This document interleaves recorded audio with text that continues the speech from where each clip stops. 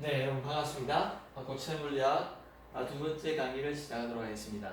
지난 시간에 이어서 우리가 고체 물리학에 대해서 좀 더 배우적인 측면에서 좀 더 알아보는 그런 시간을 갖도록 하겠습니다.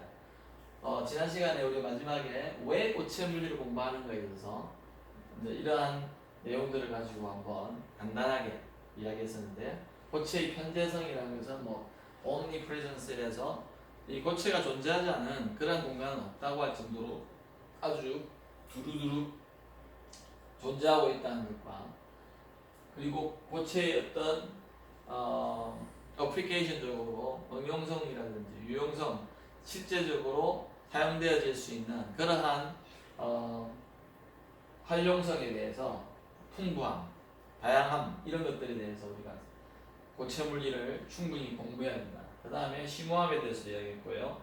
고체의 비환원성이라고 하니까 조금 이게 번역하는 데서 약간 조금 이해하기 어려울 수도 있는데, 이 비환원성이라는 어떤 것으로 여러분이 해석하면 좋냐면은요, 고체에 대해서 우리가 뭔가를 조금 알게 되면은 그거를 통해서 파생적으로 또한 다양하게 알게 될 수 있는 지식이나 이론들이 많아질 거라는 것을 우리가 생각을 하면서 공부할 수 있다.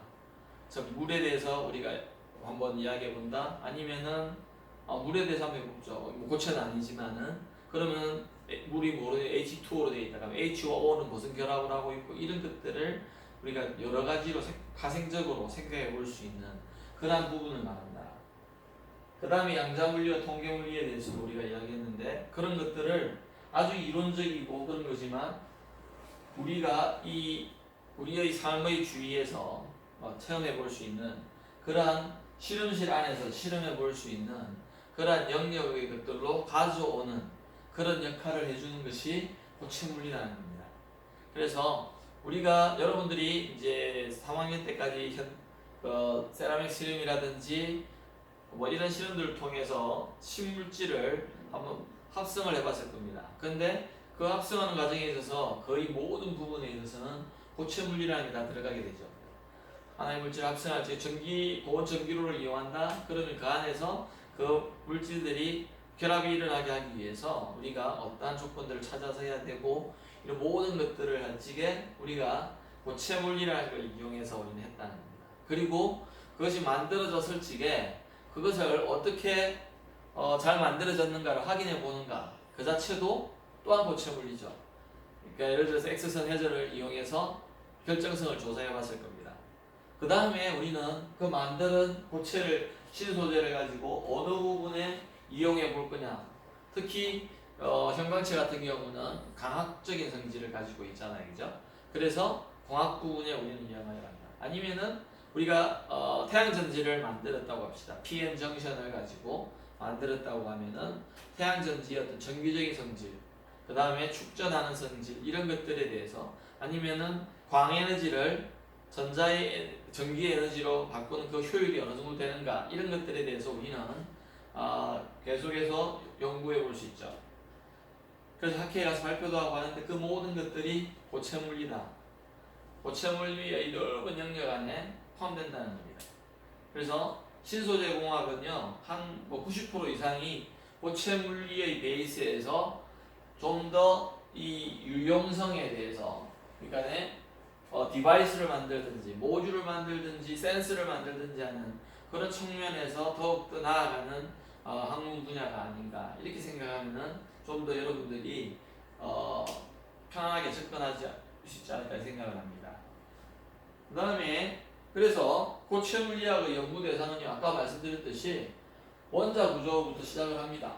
원자들이 모여 어떻게 구조를 이루고 있는, 그래서 이것들을 할 적에 우리는 결정 구조, 이 원자들이 이루어가는 그런 결정들이 어떠한 스트럭처를 가지고, 구조를 가지고 되어 있는가, 그럴 적에 대칭성이라는 것을 우리는 생각해 봐야 되고요. 그리고 이 결정 구조가 있는데 결정이 아주 넓은 영역에 걸쳐서 하나의 페이스로, 그러니까 아니면은 집짓기를 한다고 생각했을 적에 하나의 벽돌의 모양으로 지어진 그런 거를 우리가 단결정이라고 합니다. Single phase라고 해요. 그래서 single 크리스탈이라고 하기도 하고요. 그래서 그다음 다결점은 다양하게 여러 가지의 어떤 벽돌 모양의 단위 구조, 베이시스라 그러는데 그런 기본 단위들이 여러 개 있어서 그런 것들이 조합을 해서 만드는 물질, 그거를 우리가 다결정이라고 합니다. 그 다음에 비정질은 그러한 특성이 한 개도 없이요, 정말로 너무나 많은 베이시스의 형태로 그냥 뒤죽박죽 섞여 있는 거다. 주기성이라든지 규칙성이 전혀 없이, 대표적인 게 유리가 우리가 비정지라 그러는데 우리 눈으로 볼 적에는 유리는 굉장히 투명하고 이래서 좋은 결정이라고 생각이 드는데 전혀 그렇지 않다. 단적인 예로요, 좋은 결정인 경우는 잘 깨지지는 않아요. 거의 꼭 안 깨진다고 말할 수는 없는데 근데 유리 잘 깨지죠. 다이아몬드 대표적인 이 단결정의 대표적인 거거든요. 안 깨집니다. 그래서 눈으로 보는 것만으로는 우리가 그걸 참 알기도 힘들다. 그 다음에 여기 뭐 셀이라든지 상전이라든지요. 상전이라는 것이 뭐 고체 상태에서 액체 상태로 가고, 우리가 이거는 뭐 여러분들이 재료과학이나 고등학교 때 많이 배웠을 겁니다. 압력과 온도를 어떻게 변화시키느냐에 따라서 우리는 이 상의 전이가 일어나는, 고체 상태에서 액체 상태, 액체 상태에서 기체 상태, 그런 것들을 말하는 걸 수도 있고요. 여기서 또 말하는 상전이는 우리가 여기 말하는 압력과 온도와의 차이는 또 다르지만은 고체도 정기적인 또는 압력의 성질에 따라서 또한 온도에 따라서 있잖아, 한 물질인데도 불구하고 다른 정기적인 성질을 나타내는 그런 것들도 우리는 상전이라고 합니다. 나중에 좀 배우게 되는데요. 그 다음에 더 내려가서 이제 전자구조에 대해서 우리가 생각해 봅니다. 원자 안에 전자가 있죠, 그죠? 그럴 적에 전자들은 오비탈이라는 궤도를 이루고 있다. 그래서 우리가 주기율표에서 껍질 뭐 이런 것들 이야기하잖아요. 그 다음에 궤도, S궤도니 P궤도니 D궤도, 그에 따라서 우리는 정기적인 성질이 달라지죠. 그래서 주원소 주기율표에서 1족이냐 2족, 3족, 4족 이렇게 족을 나누는데, 족을 나누는 그것이 뭐냐면은 체외각 전자의 개수잖아요. 그러면서 체외각 전자가 어느 궤도에서 끝나고, 그런 거에 따라서 S궤도, D궤도, P궤도로 끝나냐, F궤도로 끝나느냐 뭐 이런 식에 따라서 이런 성질들이 달라지죠. 그런 놈들이 모여서 지게 전기전도도는 달라집니다. 그래서 주로 4족이다가 SI다 거기 있는 놈들은 어떻습니까? 반도체적인 성질을 가지고 있죠. 공유결합을 해야 되기 때문에. 그 다음에 초전도라는 거는 어느 순간에 가면, 어느 영역에 가면은 물질의 전기 저항이 역으로 가는 현상이다. 그래서 슈퍼컨덕티비티라 그러는데요. 그러니까 저항이 한 개도 없어지다 보니까는 전류가 잘 흐르겠죠. 근데 엄청나게 잘 흐른다 이 말이잖아요. 전류가 흐르는데 엄청나게 잘 흐른다. 그래서 우리가 초전도라고 합니다. 그 다음에 전자구조를 가지고 우리 비열이나 열전도 이런 것들, 열이 이제 진동하는 전자에 의해서 전달되는 거잖아요, 그죠? 그 다음에 자기적인 성질, 어떤 빛과의 이런 것들을 우리가 전자구조를 통해서 우리가 설명할 수가 있다는 겁니다. 그런 것들을 연구하는 그게 고체 물리학이다. 그래서 우리 신소재공학보다는 약간은 더 깊이 나아가는 그러한 분야라고 볼 수 있는데요. 예를 들어서 저 같은 경우는 연구하는 입장에서는 신소재공학의 그 현상들을 설명하는데 좀 더 깊은 물리적인 해석이 들어갈 적에 좀 더 좋은 논문집에서의 논문을 치를 수가 있더라. 이걸 말씀드릴 수가 있습니다. 그래서 예를 들자면 우리가 이 전기전도도가 참, 저번에도 말씀드렸는데 이 고체에 있어서 전자의 어떤 거동에 대해서 우리는 굉장히 관심이 많은데, 이 전자가 나타내는 여러 가지 성질들 중에서 당연히 전압을 띄우고 있다, 전기적인 성질을 띄고 있잖아요. 그래서 전기전도도라는 것이 굉장히 참 중요한 성질 중에 하나일 겁니다. 물리량 중에 하나죠. 근데 물질들마다 놓고 볼 적에 이 자연계에 존재하는 물질을 볼 적에요, 이 PET병 우리가 알고 있죠. PET 페트병이라고부터 언까지 우리 비저항이라고 하는 이 비저항이 물질의 고유한 성질입니다. 아마 이거는 저한테 1학년 때 2학기 때 배웠는데요. 그리고 재료과학 시간에도 배웠었죠. 비저항이라는 것은 로우라고 표시하는데요. 이것의 역수가 우리는 시그마라 그래가지고 전기 전도도라고 합니다. 이거를. 자, 1학년 때 저에게 뭘 배웠냐면요. 저항이라는 것, 즉 오음의 법칙, V는 IR이라는 이런 것을 배웠습니다. 그럴 적에 제가 뭐라고 말씀드렸냐면 이 R이라는 것은, 저항이라는 것은 물질의 고유한 성질이 아니다라고 제가 가르쳐줬습니다. 물질의 고유한 성질이 아니다. 그러면은 이 저항이라는 것이 로우는 저항이 R이 로우의 A분의 L이라고 했다.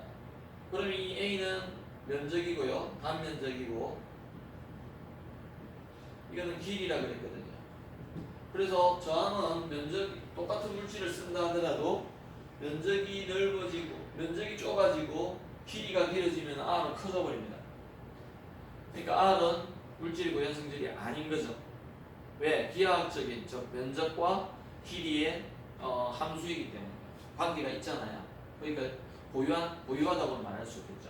근데 여기서 말하는 이 로우라는 것은 즉 이 시그마라는 로우분의 1은 시그마인데 요 시그마라는 것은 물질의 주어진 온도나 상황에서는 그냥 고유한 성질이라는 거죠. 그렇다고 볼 적에 이 시그마는요 뭐하고 관계가 있는가? 전도 전자의 밀도하고 관계 있다. 개수하고 밀도, 개수. 자, 그래서 여기에 비저항이 있는데요. 비저항이 크다는 말은 전기 전도도 굉장히 낮다 이 말이죠. 왜? 역수라고 그랬잖아요, 그죠? 그렇다고 볼 적에 우선 자연계에 존재하고 있는 이러한 우리 주위에 존재하고 있는데도 10의 20승부터 10의 마이너스 한 8승까지 한 10의 25승의 차이가 적어도 난다라는 겁니다. 엄청난 차이죠. 어느 정도의 차이냐? 0을 한 개 붙이고 점을 이거는 8개 붙이고 나서 이게 나오는 거고 이거는요 1 한 개 붙이고 20개 0을 쓰고 나서 어떤 값이 나온다 이런 의미잖아요. 그러니까 엄청난 차이가 나는 거예요. 지수가 25개 이상 차이가 난다는 거예요. 그만큼 얘는요 전기가 안 흐르는 거고요. 얘는 전기 제일 잘 흐르는 것 중에 하나. 그래서 우리가 언이나 검이나 이런 것들을 전극으로 많이 쓰는 이유가 저항이 굉장히 작다, 비저항이 굉장히 작다는 거야. 왜 작아야 되느냐? 그래야지 우리가 전기를 그러니까 디바이스로 많이 썼을 적에 열이 안 나죠. 에너지 손실이 적다는 겁니다. 그래서 여러분 저메니움이라든지 여기 나와 있는 지금 여기서 보면은 비저항이 작은 거에 따라서 큰 쪽으로 간다 그랬는데 나중에 다시 나오겠지만 여기서부터 이 정도 철, 백금, 납 이 정도까지가 거의 도체예요, 도체. 여기 보면은 10의 마이너스 7성 이제 조금 커졌다 그죠? 100배 커졌죠 그죠? 그 다음에 이거 만배나 커졌네요. 그래서 보통 우리가 탄소 막대기 여기서부터는 우리가 보통 반도체로 얘기합니다. 도체로 생각하는 경우도 있고요. 탄소로 이루어져 있는데 탄소 나노튜브 같은 경우는 완전히 도체예요. 다이아몬드로 만들어져 있잖아요. 탄소가요. 다이아몬드가 탄소로 만들어졌죠. 그런 것들은 반도체입니다. 반도체. 그리고 저메니움, 게르마늄이라 그러죠. 우리가 보통 저메니움, 규소 이게 실리콘입니다. 그래서 보면은 이게 지수를 보니까 요게가 보니까 이 반도체의 행위예요. 전류가 흘렀다가 안 흘렀다가 하는 그래서 반도체라고 이렇게 표현하죠. 그 다음에 유리라든지 페트병 같은 경우는요 웬만큼 전압을 걸어줘도 전류가 바늘이 안 움직입니다. 그래서 그런 것들을 우리가 절연체라고 합니다. 절연체는 우리인데 뭐 안 좋은 거냐? 그렇지만 않죠. 전류가 안 흘러야 될 때도 참 많지 않습니까? 예를 들어 전봇대에 올라갈 적에 우리가 어떤 시설을 고치기 위해서 그러면은 물론 셧다운을 하고 셔틀을 내리고 가지만 언제 어떤 상황이 벌어질지 모르니까 그때는 모든 몸이나 어떤 조련체를 하여튼 완전 무장을 해가지고 올라가야 되겠죠. 전기 시설을 만질 적에는, 그럴 적에는 이러한 특별한 조련체들이 많이 필요하다는 겁니다. 이거하고 이거는 엄청난 차이예요. 100만 배 많이 흐르는 거거든요. 이거도 작게 흐르는데 이게 요거보다 전류가 100만 배 많이 흐른다. 100만 배. 그러니까 이거 100만 배 적게 흐르니까네 위험도가, 전기에 대한 어떤 위험도가 굉장히 낮겠죠. 그런 걸 생각해 볼 수 있다. 그 다음에 우리가 앞으로, 그래서 우리가 이제 여기에 우리가 쓰는 교재가 이제 스티븐 사이먼이라는 사람이 쓴 거고요. 제가 이 책을 저는 대학교 때 4학년 때 배웠습니다. 그런데 이 책이 굉장히 어려워요. 그래서 참고 문헌으로는 제가 넣어놨는데요. 살 필요는 없습니다. 도서관에 가면 아마 빌릴 수 있을 것 같아요. 그러니까 좀 내용들이 더욱더 깊게 돼 있을 겁니다. 요거보다 약간. 그 다음에 뭐 이러한 책들을 우리가 제가 이거는 애쉬크로프트 앤 머민이라는 책인데 이거는 이 책들보다 2배 정도 두꺼워요. 그래서 제가 박사과정을 다니는 측에 미국에서 이 책을 가지고 3학기 동안 엄청나게 많이 배웠어요. 정말로 뭐 한 700페이지 정도, 600페이지 넘을 겁니다. 좁히. 그런 아주 두꺼운 책인데 정말 그 책을 30주, 그러니까 거기는 16주를 하지 않고요 10주가 한 학기인데 제가 다니는 학교는요 그때 한 주에 수업을 4시간씩 들어요. 그러니까 40시간을 수업 듣는 거죠. 여러분은 16주 하면서 32시간을 듣잖아요. 48시간 듣잖아요. 근데 거기 40시간이 더 많은 이유가 거기에 10주에는요 중간고사, 기말고사가 안 들어가 있어요. 그거 따로 쳐요. 진도는 따로 나가고. 그러니까 48시간 이상의 어떤 진도를 나가게 되고요. 근데 그걸 4학기나 했어요. 얼마나 책이 두꺼우면. 그런데 정말 많은 것들을 배울 것 같습니다. 근데 그것들을 참 여기서 가르치고 싶은데 그게 레벨이 너무 높기 때문에 참 가르치기가 어려워요. 이런 책들, 적어도 2기서부터 이런 책들이 있기는 있는데요. 우리가 신소재공학도로서 사용하기에는 좀 하드한, 굉장히 어려운 분야입니다. 그래서 제가 여기는 쓰지 않고요. 제일 위에 교재를 택하게 됐습니다. 다음에요. 우리가 이제 드디어 2장으로 한번 가보겠습니다. 그 다음에 여기 보면은 그래서 책에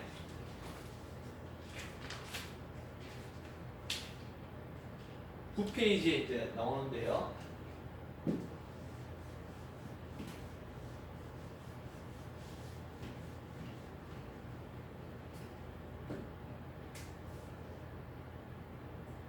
이 장을 보시면은 호체의 비열이 나오고요.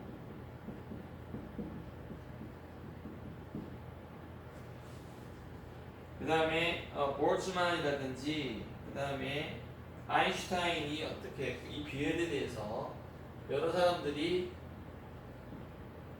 연구를 했는데 그런 이론들에 대해서 볼츠만 이론이라든지 그 다음 아인슈타인, 우리가 잘 알고 있는 그러한 물리학자입니다.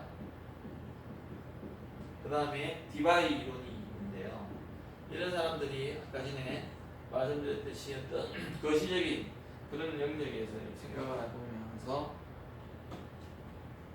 물질의 비열에 대해서 이렇게 하는데 이 비열이 뭔가, 물질의 비열이 뭔가, 여기 보면은요 이 단위를 보면은 알 수가 있어요.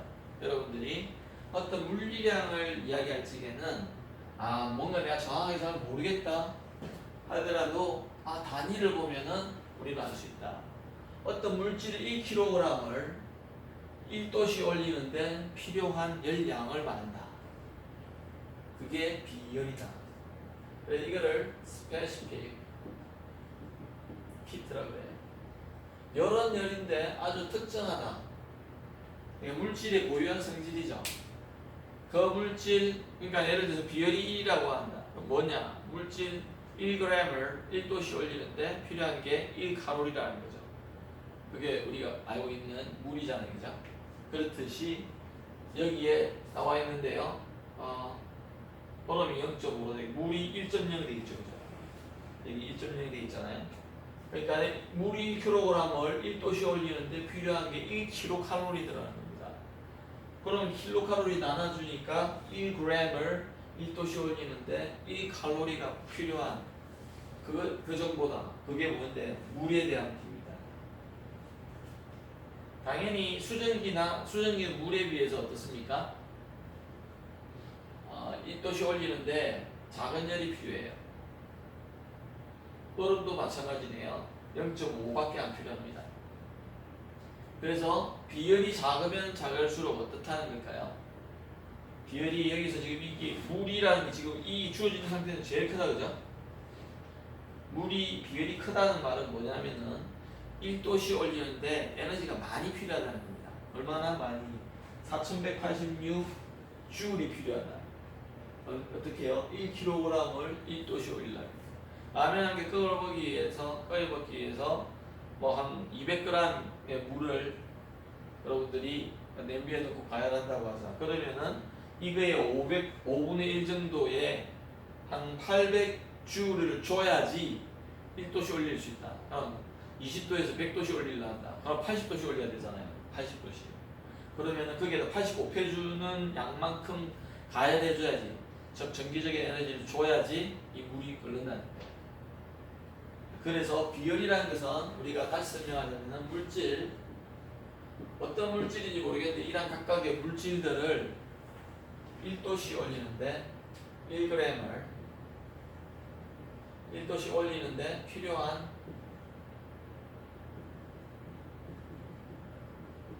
요구되는 어떤 열량을 말합니다.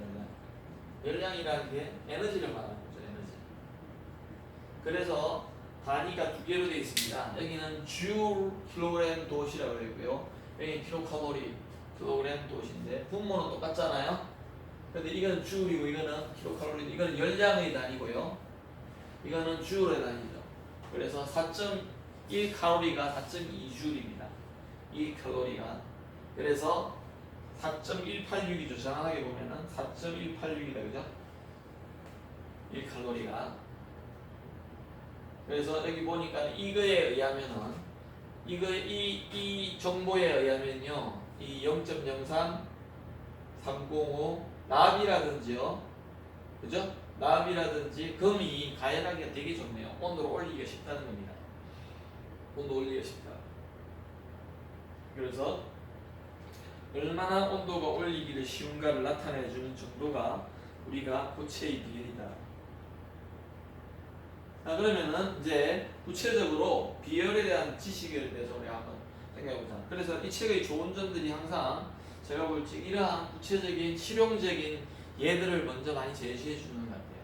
그러니까 그런 것들이 우리 주위에서 진짜 많이 볼 수 있는 그러한 물질들이죠. 그죠? 알루미늄 정말 쉼없이 우리가 부딪히죠. 불이 마찬가지로 유리 열려 있잖아요. 얼음. 그러니까 여러분 이거 아마 웬만한 것들은 냉장고에 다 있는 것 같아요. 제가 볼 적에 냉장고 안에 금도 들어가 있을 거예요. 전극이니까. 얼음 빼먹을 수 있죠. 철도 들어가 있을 거고요. 철은 모르겠습니다. 알루미늄은 들어가 있을 거고요. 납은 없을 거고요. 납은 독성이 강해가지고요. 그 다음에 우리가 온도를 갑자기 낮춘다든지 할 때 어떤 전기 같은 게 나타나거든요. 그 다음에 물도 요즘은 있잖아요. 그래서 여러 가지 물질을 우리 생활 주위에서 볼 수 있는 것들을 제시해놨으면 좋다. 비열은요, 사실은 거의 온도에는 무관합니다. 그러나 꼭 그렇지만은 않다. 온도가 많이 올라갈수록 조금씩은 달라진다. 그래서 특정 온도 아래에서 우리가 특정 온도 영역에서 우리가 보통 비열에 대한 이야기를 많이 합니다. 비열에 대한 이야기를. 그 다음에 우리가 기체의 고체에 있어서 들어가기 전에 우리가 재료과학 시간에 아마 여러분 이거 배웠지 싶은데요. 배웠을 건데 기체의 연용량을 우리가 heat capacity라고 하는데 연용량 그래서 CV라고 표현하고 또는 CP라고 이렇게 표현했습니다. 그래서 볼륨을 일정하게 해놓고 하는 그런 연용량을 2분의 3 KB로 이렇게 배웠습니다. 또는 KB에다가요 NA를 이렇게 곱해야 돼요. 사실은 1몰에 대한 그래서 이거를 우리가 2분의 3R이라고 이렇게 배웠는데 이 R과 KB와 NA는 지금부터 우리가 좀 알아봅시다. 그래서 이제 단원자 분자의 경우에 윗말씀 보지만 단원자 분자 원자 한 개로서 우리가 분자를 이루는 거 대표적인 게 H2라든지 O2 이런 거죠, 그죠? 그런 놈들인 경우는 2분의 3R로 이렇게 주어지고요. CP라는 것은 압력을 일정하게 해놓을 지게 해서 CV 더하기 R이라고 이렇게 주어진다고 배웠습니다. 그런 찌개 이 R은 우리가 알고 있다시피 기체 함수입니다. 이상기체 상태 방정식에서 나오는 그 R인데 그러면은 이거는 같은 거 뭐 요거 두 개 곱한 게 요거네, 그죠? 그럼 이거는 뭐죠? 볼츠만 상수였죠. 이거는요 아보가드로 수예요. 그러니까 물질 어떤 입자의 1몰이 갖는 입자의 개수를 말한다, 그죠? 6.023 곱하기 10의 23승계 맞죠? 퍼몰이죠. 1몰이 갖는 원자의 개수다. 그래서 우리가 단원자 분자인 경우에는 그냥 이게 2분의 3R이다. 이원자 분자인 경우는요 2분의 3R이었다가 2분의 5R, 2분의 7R 이렇게 가졌다. 그래서 우리가 고체의 비율을 할 적에 우리가 듀롱 페티트라는 두 사람의 이게 만드는 알아낸 법칙인데요.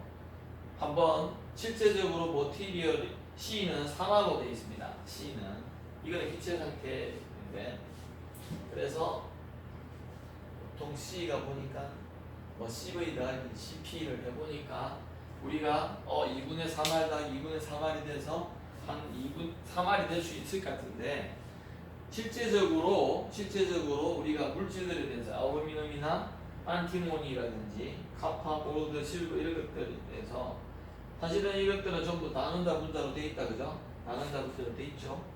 그래서 R로 나눠가지고 C를 해보면은 R 이렇게 좀 겹쳐졌는데 R을 C로 나누면 3이 나와야 돼. 3에 가까운 수가 나와야 되죠, 그죠? 그래 보니까네 알루미늄이나 안티모니 이런 것들이 굉장히 3에 가까운 수가 나오더라고요. 다이아몬드를 또 보니까 아이고 0.735밖에 안 나오네요. 그것도 그래서 대부분의 고체의 비율은 이 듀리온 페티트의 법칙, 이건 지금 기체의 비율에 대해서도 나오는데 우리가 기체하고 고체는 다르죠. 기체는 어떻습니까? 기체는요 원자와 원자 사이에 또는 분자와 분자 사이에 상호작용이 인터랙션이 굉장히 느슨한 걸 말합니다. 거의 없어요. 그 말은 무슨 말입니까? 온도를 열을 줬을 적에요 이 분자의 운동이 엄청 활발한 거죠. 그죠? 활발하다 보니까 막 가서 부딪히는 게 확률이 엄청 높아지는 겁니다. 그러다 보니까 어떻게 될까요? 온도가 올라가기가 쉽겠죠, 그죠? 그러니까 우리가 그런데 고체는 어떤가요? 이 분자와 분자 사이의 거리가 거의 픽스 돼 있죠. 그러다 보니까 어떻게 됩니까? 그 자리를 지켜야 되죠. 픽스 돼 있다는 말은 고정되어 있다는 말이잖아요. 그러다 보니까 진동에 의한 우리가 말하는 바이브레이션이라고 그러죠. 그래서 X, Y, G조 방향으로 진동을 하죠. 그래서 한 진동하는 방향마다 우리는 R을 함께 갖는다고 2분의 R을 갖는다고 이렇게 되어 있습니다. 그러니까 진동하는 게 3개야. 그 다음에 우리가 이 로테이션 이렇게 할 수 있고 요렇게 할 수 있고 요렇게도 할 수 있잖아요. 그 배선에 의한 또 이 그 뭐라 그러나 진동과 같은 그런 회전에 의한 운동이 일어날 수도 있거든요.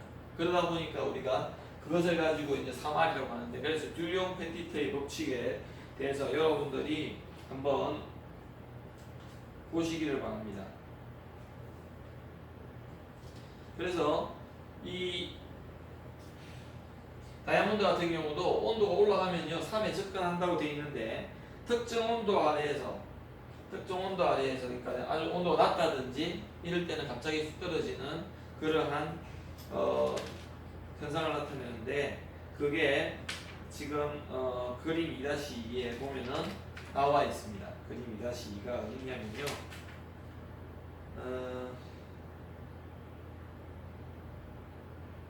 페이지 12페이지에 나오는데요. 여기 있나요? 없네요. 책에 설명을 좀 해야 되겠습니다. 여기 보면은요, 아인슈타인의 계산에도 그렇게 나와서 그런데, 이게 온도에 따라서 CV가 아니면은 C분의 R이 어떻게 되는가에 간단하게 요 다이아몬드에 대해서만 해놓으면은요, 여기가 X축이요 KBT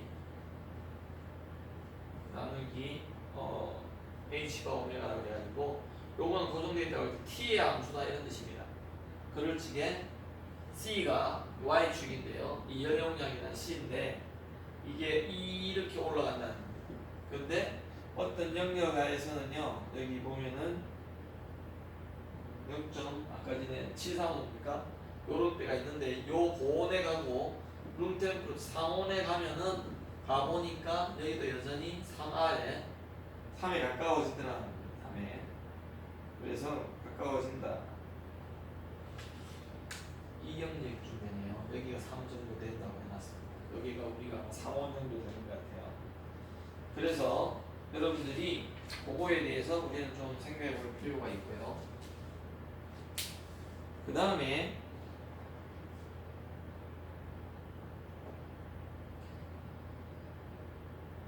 이에 대한 어떤 볼츠만의 이론이라든지 이런 것들이 나오는데, 우리가 볼츠만의 법칙을 볼츠만은 이제 이 주요 페티트의 이 법칙들이 어떻게 생긴가를 우리가 모형을 잘 만들어 가지고요 이제 설명을 했습니다. 그래서 조화적인 어떤 포텐셜이라는데, 이 원자가 이웃과 상호작용해서, 그러니까 물질이라는 것은요,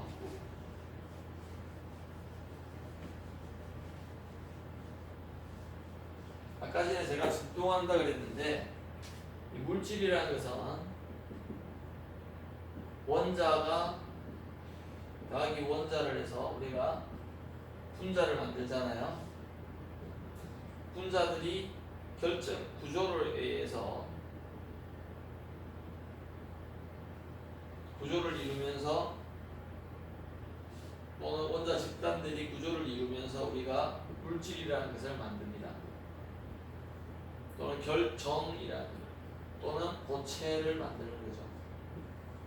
그래서 실리콘이, 만약 예를 들자면 실리콘이 원자가 한 개 있는 걸 가지고 우리는 반도체라고 말하지 않습니다. 그리고 실리콘이라고도 말하지 않고요. 그냥 그거는 실리콘 원자라고 말합니다. 우리가 보편적으로 말하는 실리콘 또는 반도체 이러면은요, 이것들이 적어도 100만 개 이상, 적어도 1000만 개 이상 모여있는 그 집단을 말하는 거죠. 그렇다고 볼 적에 우리가 실리콘의, 제가 현대물리학 시간에도 여러 번 말씀드렸는데요, 실리콘의 이렇습니다. 실리콘의 한 개의 에너지 준위를 생각해 보라고, 원자에. 그러면은 뭐 이런 식의 에너지 준위가 만들어집니다. 근데 어떻습니까? 실리콘이 실리콘 계속해서 모여서 원자의 집단을 만들어 간다고 합시다. 그러면은요, 여기 실리콘 안에 전자가 14개가 있죠. 그죠? 14번이잖아요. 그러면은 1S에 2개, 2S에 2P에 6개씩 들어가 있습니다. 그 다음에 3S, 3P에요. 4개씩 들어가 있어요. 그러면은 1S, 2개, 2S, 2P에 8개 들어가 있네요. 2S에 2개 들어가고 2P에 6개 들어가 있어야 되잖아요. 그러니까 2개, 8개, 4개, 14개가 맞죠. 그럴 적에 이것들이 원자가 모이면은요, 여기에 있는 전자도 옆에 있는 실리콘에 의해서 영향을 받고 해가지고 우리가 밴드라는 게 생긴다 했는데, 이 지금 보면 어떠냐면요, 고체의 각 원자가요, 고체의 각 원자들이 이웃하는 원자와 결합을 하고 있죠. 실리콘, 그게 우리가 이 같은 경우는 공유 결합을 합니다. 이렇게 이런 결합을 좌우대칭적으로, 사실 이거 입체적으로 그리면은 정사면체 구조를 그리면서 하게 되는데요. 그렇게 나간다. 그래서 그 원자가요, 이웃들과 서로 상호작용을 하면서 조합 포텐셜, 이거 배운 적이 있는데요. 조합 포텐셜이, 조화라는 것을 지금 우리가 F는 -kx 이래가지고요, U가 포텐셜 에너지가 UX라고 할까요? 이것들이 2분의 1 KX 제곱의 형태고, 진동하는 형태. 그래서 제가 아까 전에 뭐라 그랬죠? 기체는 굉장히 운동이 자유롭게 많이 움직이지만 고체는 그렇지 않다. 고체는 픽스되어 있으면서 어떻게 해요? 진동한다 그랬죠? 자, 진동한다면은 원자와 원자를 이렇게 스프링으로 연결해 주는 것 같이 이런 식으로 생각해 볼 수 있죠. 뭐 Y축으로도 이렇게 생각해 보고 G축으로도 이렇게 생각해 보고, 그래서 이러한 스프링과 같이 움직이는 놈들로 생각하다 보니까 종합 포텐셜이라는 걸 생각해 볼 수 있다. 그렇게 해가지고요, 생각해서 고전적인 통계학적인 모형을 가지고 이렇게 하는 겁니다. 그래서 여기에 보면은 주위 원자와 상호작용 조합 포텐셜 같은 그런 겁니다. 그런데 아까 제가 뭐라 그랬죠? 세 개의 자유들을 가지고 있다 그랬죠. 아래 위로, 좌우로, 앞뒤로 이렇게 진동할 수 있고, 이렇게 진동할 수 있고, 이렇게 진동할 수 있죠. 그런 쪽에 우리가 던분배 법칙이라고 그래가지고요, x 방향이나 y 방향, z 방향이나 특별히 다른 게 없잖아요. 그래서 각각의 2분의 1 RT 같은 그러한 에너지로 우리가 분배해 줄 수 있다. 그 다음에 또 로테이션도 생각해 볼 수 있다 그랬다, 그죠? 이렇게도 생각해 볼 수 있잖아요. 그러다 보니까 또 세 개를 생각해 줄 수 있어서 우리가 3RT, 2분의 RT 꼭 세 개를 해보니까, 그러니까 비리를 정리하고 있는데요. 그것들을 다 해보니까 2분의 3RT 더하기 2분의 RT 곱하기 3을 해보니까 3RT가 나오는 거예요. 그래서 우리가 이 포텐셜 에너지가 이렇게 주어진다고 할 적에 1도를 올릴 때 필요한 에너지가, 그게 아까 비열이라 그랬죠. 그래서 C는 3R 이렇게 나옵니다. 자, 그래서 요거를 T로 미분한 것이 그 일정하다고 본다면 그냥 나누기 한다고 합시다. 나누기. 그래서 이게서 1로 가는 이유는 T를 양변에 나눠주면은요, 또는 미분을 해주면은 3R이 남죠. 그것이 C로 표현한다. C라고 표현한다. 그래서 열 용량이죠. 비율이 아니라 이거는 열 용량입니다. 그래서 3R로 우리가 아까 전에 했는데, 그래서 우리가 온도에 사실은 무관하다. 저거는 온도에 무관하다. 그다음에요. 그러니까 온도 함수가 아니죠. 지금 C는 사실은. 그래서 온도 함수가 아닙니다. 여기 보시면은 C가 우리가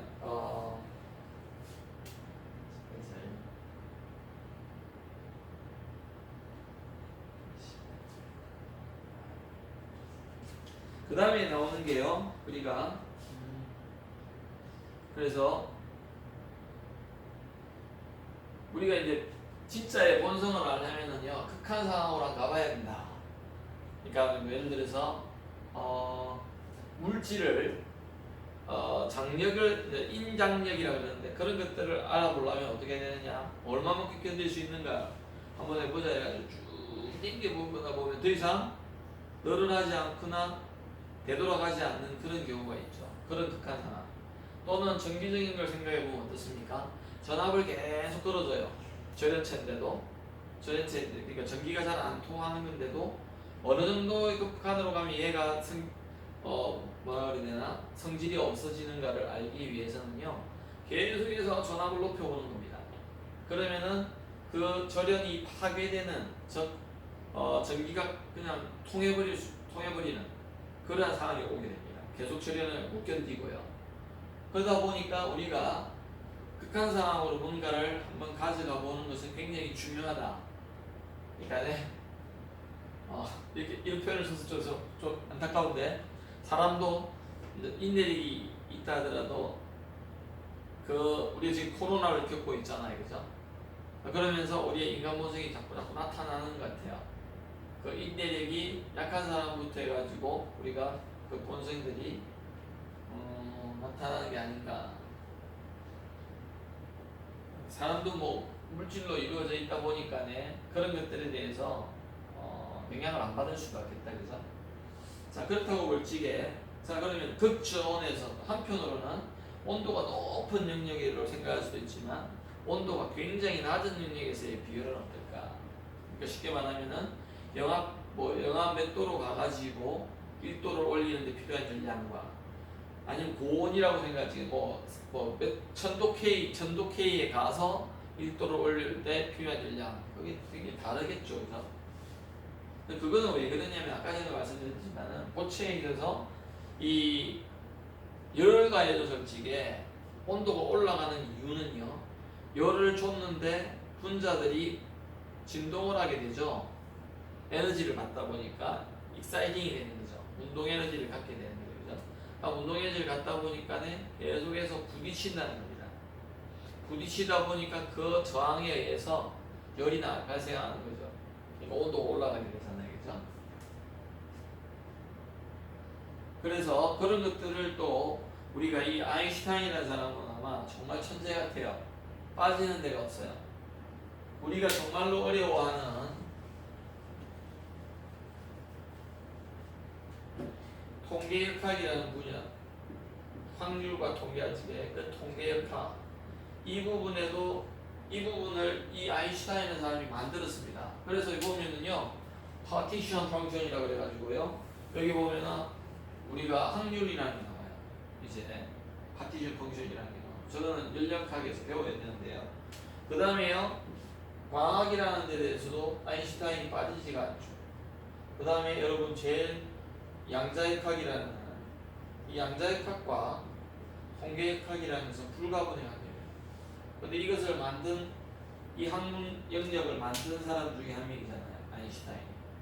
그러다 보니까 여러분들 정말 거의 모든 영역에 있어서 이 영향력을 미치더라는데, 그래서 이제 우리가 아인슈타인의 계산에 있어서 하다가 마칠 건데, 이렇게 1초 물질을 원자와 원자 사이에 아니면 원자 단이라고 해도 되고요, 그 사이에 스프링으로 연결된 것처럼, 그럼 이 스프링은 뭐냐면은 서로가 끌어당기고 있는 상호작용을 말합니다. 실제로 스프링이 있다는 게 아니고요, 스프링과 같이 그러한 연결되어 있는, 서로를 묶고 있는 뭔가 있죠. 그걸 우리가 보통 그걸 인력으로 표현하잖아요, 인력으로. 그래서 원자와 원자가 정기적인 성질을 가지고 있기 때문에 서로가 당기고 있습니다. 그럴 적에 그거를 우리가 결합이라고 표현하잖아요. 결합이라고. 그 결합을 일으키는 것은 사실 전자거든요. 그래서 이 전자를 공유한다고 해서 공유결합, 나중에 나올 거라서 공유결합이라고 하고요, 전자를 주고받아서 이온으로 돼서 결합을 일으키는 걸 이온결합이라고 하고, 그렇죠? 그 다음에 어떤 결합이 있습니까? 금속결합이 있죠. 근데 이 결합이 이런 형태로 나타나는 이유는 체외가 전자가 다른 놈들끼리 만나기 그러니까 다르기 때문에 그렇다. 금속 결합은 어떻습니까? 전자들이 자유롭게 움직일 수 있으면서 결합을 하고 있는 거다. 그래서 우리는 이 각각이 다른 결합을 하고 있는데 이러한 결합들을 나타내주는 이러한 스프링이라고 볼 수가 있습니다. 그럴 적에 우리가 그래서 1차원의 문제를 던져놓고 보자. 그럴 적에 이 모든 원자가 동일한 진동수의 포텐셜에 놓여 있다고 가정을 합시다. 그러니까 얘나 똑같은 스프링을 가지고 있다. 그러니까 완벽한 어떤 결정체라고 고체의 상태다. 크게 무리가 있는 건 아닌 것 같습니다. 요거나 똑같을 수 있죠. 그럴 적에 우리가 1차원 조화전동자의 고유 에너지는 이렇다고 우리는 현대물리학에서 배웠어요. 그래서 이 H바 오메가가 있는데 오메가는 요 스프링의 상수의 K라고 할 적이에요. 이렇게 되어 있는데 요 K를 말합니다. 그럼 오메가는 루트 M분의 K다. 즉 이 M은 여기 빨간 거에 있는 요 놈의 질량이고요. 요 K는 요 스프링의 상수입니다.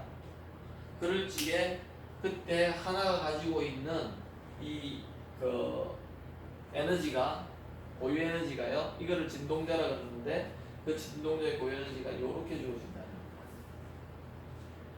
여기서 N이라는 것은 에너지 양자수를 말하고요. 저한테 배웠는데 까먹으셨겠죠, 그죠? 그럴 적에 이제 이 분배 함수라는 게 있는데요. 쉽게 말하면은 확률 함수라고 보셔야 되겠습니다. 확률 함수. 그래서 우리가 이거를 partition function이라고 해요. partition function. 그래서 1차원 조화 진동자에 대한 partition function. 그러니까 모든 나올 수 있는 경우의 수를 다 더한 것 이런 말입니다. 그래서 시그마 이렇게 돼 있죠. 시그마. 그래서 n 이꼴 1부터 무한대까지 베타는요 kt분의 1 말합니다. kt분의 1. 정확히 말하면 kbt분의 1이죠. 볼주만 상수 곱하기 온도 분의 1이나 이 말입니다. 그리고 나서 여기 있는 것은 그냥 이겁니다. 그대로 가지고 왔죠. 그래서 에너지에 대한 어떤 에너지와 요 온도에 의한 열 에너지죠, 그죠? 그거에 의한 확률 함수라고 보시면 되겠습니다. 그래서 이것을 수식적으로 무한 등비급수로 해가지고 왜냐면은 n이 증가할수록 여기서 곱해주는 게 있죠, 그죠? 조금만 설명하고 마칠게요. 다음 시간에 계속 설명을 드리겠습니다. 그래서 여러분들이 이 통계학에 대해서 조금 계산 생각을 해오셔야 됩니다. 그래서 Z에 1D라고 되어 있는데요. 이것이 시그마에다가요. 여러분 집에서 이거를 한번 풀어보십시오. 베타에 H가 오메가에 N 더하기 2분의 1 이런 식으로 되어 있죠. 맞습니까? 근데 N 이꼴 1부터 무한대까지 간다고 생각해 봅시다. 이거 풀어보면 어떻게 될까요? N 이꼴 그러니까 N하고 관계없는 요거를 바깥으로 끄집어내도 되겠다, 그죠? 베타에 H가 오메가에 2분의 1. 요 2분의 1 끄집어내고요. 그 다음에는 N 이꼴을 잠깐만요. 1부터 넣어줘야 되네요. 0을 넣어주면은 2에 0 성대니까 1 되죠? 그 다음에요. 더하기 해야 되죠. 요거로 묶어줬습니다. 그러니까 2에다가 마이너스 베타 H가 오메가고요. 더하기 2에 마이너스 2베타의 H가 오메가고요. 더하기 2에 마이너스 3베타의 H가 오메가. 이런 식으로 되지 않습니까? 왜냐면 이걸 묶어줬으니까요. 그래서 이것을 다 갈로 안을 다 더하니까네 여러분 예를 들어서 1학년 고등학교 때 이런 거 배웠을 겁니다. 동비급수라는 것을 그러니까 앞에 항에다가 똑같은 항을 계속 곱해주는 것, 즉 1 더하기 R 등비를 R이라고 할 적에 그 다음에 R 제곱 더하기 R 3선 이런 것들에 대해서 배웠을 적에 요것은 어떻게 된다고 1 마이너스 R분의 1 이런 식으로 배웠지 않습니까? 기억나나요? 그래서 요렇게 이제 고쳐지는 겁니다. 요게 R이죠. 보십시다. 맞는가? 요항과 요항 나누기 요항 나누기 이게 R이거든요. 그쵸? 왜냐면은 계속해서 곱해져 가는 거기 때문에. 그러면은 요식과 요식을 비교해 보면은 요것이 계속해서 곱해지는 거잖아요. 그래서 요거 곱해지면 요로 되고 그죠? 그러니까 이게 이제 계속해서 끝까지 가는 건데 요게 R이네요. 그래서 요 대신에 이걸 넣어주는 게 여기에 1 마이너스 2 마이너스 베타 h가 오메가가 되고요. 그 다음에 요것은 어디서 왔느냐? 요 앞에 있잖아요. 여기 있지 여기. 그래서 요거에다가 전체적으로 이거를 곱해줘야 되죠. 그게 요거다. 그 다음에 이것은요 사인 하이퍼블릭의 정의입니다. 그것은 여러분들이 하이퍼블릭의 정의를 알면은 수학적으로 알면은 쉽게 이해가 된다. 그러니까 사인의 하이퍼블릭의 x는요 2분의 2의 x 더하기 2의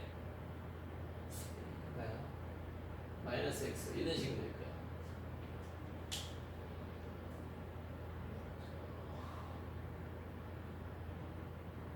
그래서 요것을 이용하면은 x 대신에 2분의 베타의 지바 오메가를 생각하면은 요식에서 요식으로 갈 수 있다. 그래서 오늘은 여러분들이 요까지만 할 건데요. 분배함수가 뭔가 분배함수 제가 설명을 드렸습니다. 확률함수라고 생각하셔야 되는데요. 그 확률함수에 대해서만 여러분들이 공부를 조금 해보시면 좋겠다. 그거는 네이버 검색을 해보셔도 되고요. 그다음 구글 검색을 해보셔도 충분합니다. 그러니까 나올 수 있는 경우의 수를 다 더한 것이다. 그런 식의 상태의 수, 상태적이죠. 왜냐하면은 여기에 보면 이런 에너지를 갖는 놈들이 지금 다 나올 수 있기 때문에 아까 전에 말했듯이 이렇게 더한 거잖아요. 더하게 한 거죠. 이게 지금 EN이잖아요. 여기서 말하는 그런 경우를 다 더해라는 겁니다. 엄밀히 말하면 이게 확률이거든요. 확률을 다 더한 거. 그래서 그걸 우리가 파티션 펑션이라고 합니다. 요것들만 좀 잘 이해를 해가지고요. 근데 지금 사실은 그 책에 설명이 꽤 되어 있는데 제가 간단하게 지금 3페이지, 4페이지밖에 안 나갔어요 오늘. 그래서 여러분들이 이것들이 사실 기본적인 건데 우리가 기본적인 것들에 대해서 많이 배워오지 못하다 보니까 빨리빨리 진도를 못 나갑니다. 그래서 여러분들이 한번 파티션 펑션에 대해서는 한번 열물리 책이나 아니면은 구글 검색이라도 좋고요. 한번 찾아보시길 바랍니다. 그래서 여기까지 오늘의 수업은 여기까지 하도록 하고요. 지금 우리가 뭐에 대해서 하고 있냐면은 고체의 가장 열적인 기본 정리 중에 하나인 비열에 대해서 하고 있다. 비열에 대해서 비열을 하려면 열 용량이라는 걸 해야 되고요. 그 다음에 비열 이런 것들에 대해서 하는데 특별히 아인슈타인에 의한 고체의 비열 이론에 대해서 공부하는 중에 있습니다. 앞에 했던 건 듀오형 패티에서의 비열에 대해서 있는 것이고요. 그래서 여러분들이 잘 정리해 보길 바랍니다. 다음 시간에 뵙도록 하겠습니다. 수고하셨습니다.